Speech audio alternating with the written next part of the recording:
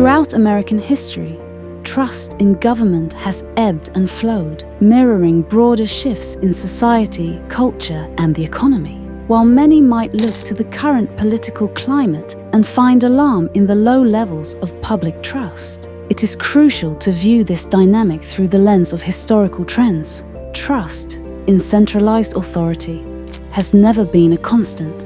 It is shaped by the forces of economic stability, national identity, and societal cohesion.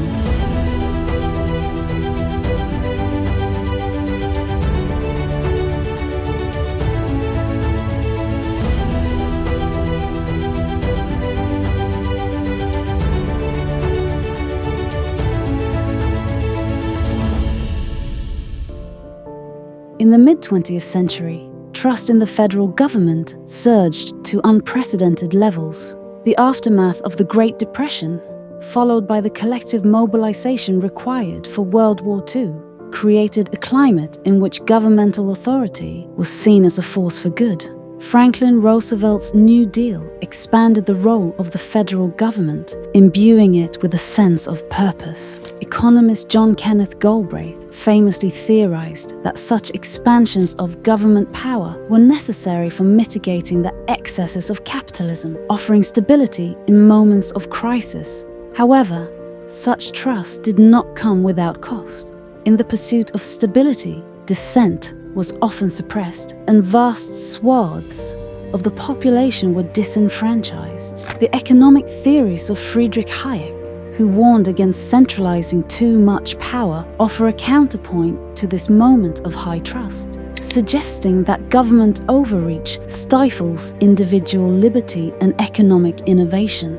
This era, which culminated in the consensus politics of the 1950s and 60s, represents an aberration in a broader cyclical pattern of trust and distrust in government. Economic stability breeds trust, but only up to a point. The Vietnam War, civil rights movements, and economic stagflation in the 1970s unraveled the fabric of societal consensus, leading to a profound distrust of government institutions. Theories such as those proposed by Mancho Olson, which explore how entrenched interests within governments stifle innovation and reform, help explain this period of decline. Rising inequality and the perceived failure of governments to address systemic issues contributed to this erosion of trust. Trust in the federal government plummeted to unprecedented lows, signaling a return to what might be considered the historical norm. This distrust is not merely a product of external crises, but a reflection of deeper structural shifts in society. The rise of neoliberalism in the 1980s, with its focus on deregulation and market-driven solutions, reshaped public expectations of government. The Reagan administration's mantra that government is the problem reflected a broader shift in economic theory, drawing on Milton Friedman's ideas of minimizing government intervention to promote individual and market freedom. This era emphasized the limitations of government in managing complex economic systems and placed faith in markets to solve societal issues. Despite these shifts, the American populace has always found comfort in decentralized authority. While trust in federal institutions has waxed and waned, local governments have consistently retained public faith. This highlights a fundamental principle in economics known as the subsidiarity principle. The idea that decisions should be made as close to the individual as possible.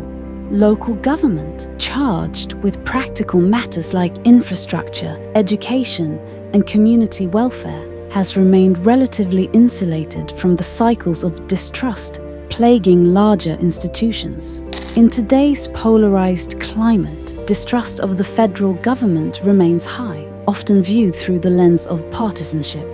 One could argue that this is not an anomaly, but rather a reversion to the norm of a pluralistic society. As history suggests, trust tends to rise in moments of shared crisis, only to erode when society returns to a more fragmented state. The cyclical nature of trust in government, intertwined with economic shifts, suggests that periods of high trust may arise again, particularly in moments of existential crises such as climate change or geopolitical conflict. However, history also cautions against idealizing trust as an unalloyed good. Trust in government, as economic theorists remind us, must be balanced with vigilance against overreach and a robust respect for individual liberty.